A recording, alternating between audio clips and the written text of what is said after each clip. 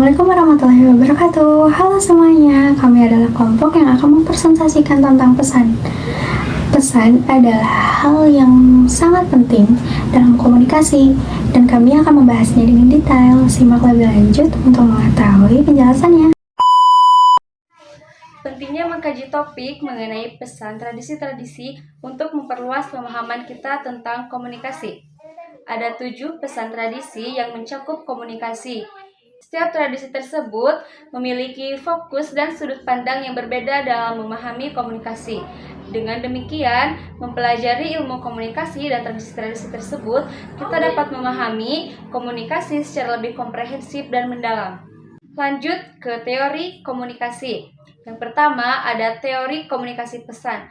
Teori komunikasi pesan adalah pendekatan dalam studi komunikasi yang memusatkan perhatian pada proses pengiriman dan penerimaan pesan sebagai elemen dalam komunikasi. Ada beberapa konsep utama dalam teori komunikasi pesan. Yang pertama ada pengkodean. Pengkodean merujuk pada proses di mana komunikator mengubah ide, gagasan, atau tanda-tanda lain untuk menyampaikan pesan. Yang kedua ada pesan atau message. Pesan adalah informasi atau makna yang ingin disampaikan oleh komunikator kepada penerima. Pesan dapat berupa verbal yang disampaikan oleh kata-kata secara langsung atau nonverbal hanya digerakkan oleh tubuh, ekspresi wajah, intonasi suara, dan sebagainya. Yang ketiga adalah saluran komunikasi atau channel. Saluran komunikasi adalah media atau cara di mana pesan dikirim dari komunikator ke penerima. Saluran komunikasi ini dapat disampaikan langsung tatap muka atau lewat telepon, TV, radio, dan media lainnya. Yang keempat ada dekode. Dekode adalah proses di mana penerima dapat menguraikan makna kepada pesan yang diterima. Penerima menggunakan pengetahuan, pengalaman, dan konteks mereka sendiri untuk menyampaikan pesan tersebut. Lanjut sekarang yang kelima atau yang terakhir ada noise. Noise atau gangguan merujuk pada segala faktor yang menghalangi dan mengganggu proses komunikasi. Noise dapat berupa gangguan fisik, psikologis, atau semantik. Teori komunikasi pesan membantu dalam memahami proses komunikasi dasar yang terjadi antara komunikator dan penerima. Teori komunikasi ini relevan dalam berbagai teori komunikasi. Kedua, ada teori komunikasi tradisi semiotik. Teori komunikasi tradisi semiotik adalah pendekatan dalam studi komunikasi yang didasarkan pada konsep-konsep dari ilmu semiotik. Semiotik adalah studi tentang tanda-tanda dan makna-makna yang terkandung di dalamnya. Teori ini berpendapat bahwa komunikasi terjadi melalui pertukaran tanda-tanda yang saling berhubungan. Pendekatan semiotik dalam komunikasi menekankan pentingnya tanda-tanda dalam proses komunikasi.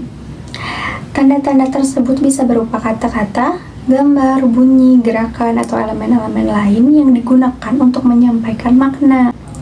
Teori semiotik mengajarkan bahwa tanda-tanda tidak memiliki makna intrinsik, melainkan makna terbentuk melalui hubungan antara tanda-tanda tersebut dengan konteks dan interpretasi yang dilakukan oleh penerima pesan.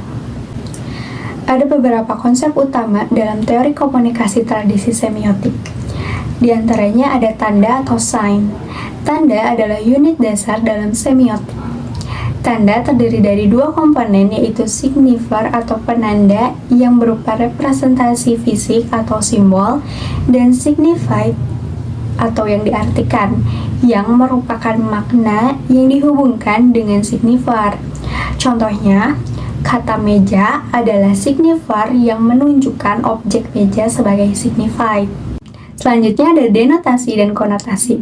Denotasi mengacu pada makna literal atau deskriptif dari suatu tanda, sedangkan konotasi mengacu pada makna tambahan atau asosiasi yang terkait dengan tanda tersebut. Misalnya, kata bunga secara denotatif mengacu pada tanaman berbunga, tetapi secara konotatif juga bisa mengandung makna keindahan, kelembutan, atau simbolisme tertentu. Selanjutnya ada kode. Kode adalah sistem yang digunakan untuk menginterpretasikan tanda-tanda dalam komunikasi. Kode bisa berupa bahasa, simbol, aturan sosial, atau konvensi lain yang mengatur makna dan penggunaan tanda-tanda dalam suatu konteks komunikasi. Selanjutnya ada interaksi antara penerima dan pesan. Dalam teori semiotik, komunikasi dipandang sebagai interaksi antara penerima pesan dengan tanda-tanda yang ada. Penerima pesan secara aktif melakukan interpretasi terhadap tanda-tanda tersebut berdasarkan pengetahuan, pengalaman, dan konteksnya sendiri. Dan proses ini dikenal sebagai decoding. Nah, dengan menggunakan teori komunikasi tradisi semiotik, peneliti dapat menganalisis berbagai aspek komunikasi, termasuk iklan, media massa, sastra, seni visual, dan budaya populer. Teori ini membantu dalam memahami bagaimana pesan-pesan komunikasi dikonstruksi, diterima, dan diinterpretasikan oleh orang-orang dan masyarakat. Ini saya akan menyampaikan ulasan mengenai teori komunikasi tradisi sosiopsikologi. Teori komunikasi tradisi sosiopsikologi adalah pendekatan dalam studi komunikasi yang menggabungkan elemen-elemen dari sosiologi dan psikologi untuk memahami komunikasi dalam konteks sosial. Pendekatan ini menganggap bahwa faktor-faktor sosial dan psikologi saling berinteraksi dan saling mempengaruhi dalam proses komunikasi. Teori komunikasi sosiopsikologi memiliki beberapa konsep, yaitu satu, konsep individu dan konteks sosial. Tradisi sosiopsikologi mengakui bahwa komunikasi terjadi dalam konteks sosial melibatkan individu yang berinteraksi. Namun, pendekatan sosiopsikologi menekankan bahwa individu-individu tersebut juga dipengaruhi oleh struktur sosial, norma-norma, dan nilai-nilai sosial yang ada di dalam masyarakat. Sehingga dapat dipahami bahwa tradisi sosiopsikologi adalah komunikasi dari hasil interaksi antara faktor-faktor psikologis, individu, dan faktor sosial dalam lingkungan. 2. Konsep proses pengolahan informasi. Tradisi sosiopsikologi mencerminkan bagaimana individu memproses informasi komunikasi secara kognitif dan emosional. Faktor-faktor psikologi seperti persepsi, penilaian, motivasi, dan emosi individu dapat mempengaruhi cara mereka memahami dan merespon pesan komunikasi. Selain itu, tradisi sosiopsikologi juga mempertimbangkan bagaimana konteks sosial dan norma-norma sosial mempengaruhi pengolahan informasi per individu. 3. Identitas sosial. Tradisi sosiopsikologi menekankan pentingnya identitas sosial dalam proses komunikasi. Identitas sosial individu seperti identitas gender, identitas etnis, identitas kelompok dapat mempengaruhi cara individu berkomunikasi dan bagaimana mereka dipersepsikan oleh orang lain. Tradisi sosiopsikologi mempelajari bagaimana identitas sosial membentuk perilaku komunikatif dan interaksi antar individu, pembentukan dan pemeliharaan hubungan sosial. Tradisi sosiopsikologi mengakui bahwa komunikasi tidak hanya tentang pertukaran informasi, tetapi juga tentang pembentukan dan pemeliharaan hubungan sosial.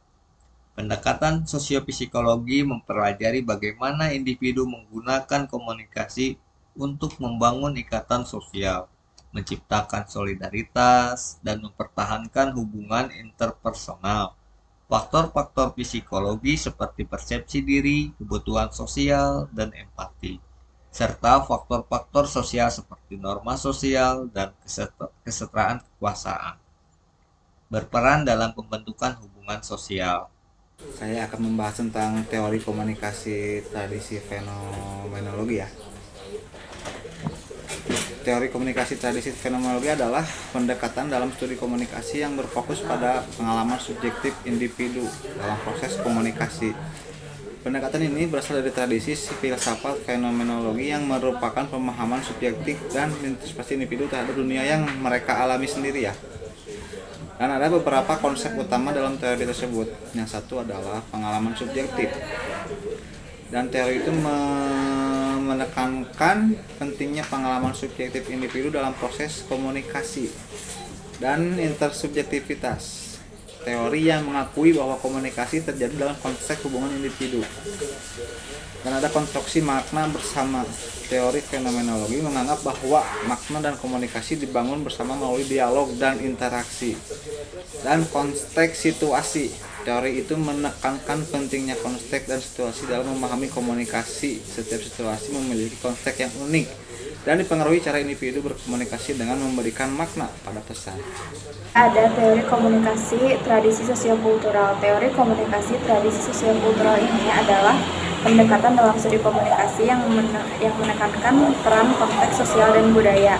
Dalam teori ini beranggapan bahwa komunikasi tidak hanya terjadi antara individu dan individu yang lain, tetapi dipengaruhi oleh struktur sosial, nilai-nilai budaya, dan norma dalam masyarakat. Beberapa konsep utama dalam teori komunikasi tradisi sosiokultural meliputi yang pertama ada konteks sosial. Dalam teori ini mengakui bahwa komunikasi terjadi dalam konteks sosial yang melibatkan individu dan individu lain serta kelompok-kelompok dan kumpulan-kumpulan masyarakat. Kedua, ada konstruksi sosial. Teori ini menekankan bahwa makna dan pengalaman yang terjadi dibangun secara sosial. Ketiga, ada budaya dan nilai-nilai. Pada teori ini mengakui bahwa komunikasi dapat dipengaruhi oleh nilai-nilai, norma-norma dan budaya-budaya yang ada di dalam masyarakat. Yang keempat, komunikasi sebagai tindakan sosial. Pada teori ini, komunikasi bukan hanya tentang pertukaran informasi tetapi sebagai pembentukan identitas sosial. Dalam teori komunikasi tradisi sosiokultural sangat penting untuk mengetahui dan memahami konteks sosial dan budaya yang ada di dalam masyarakat guna kita dapat mengetahui apa saja manfaat dari teori komunikasi ini.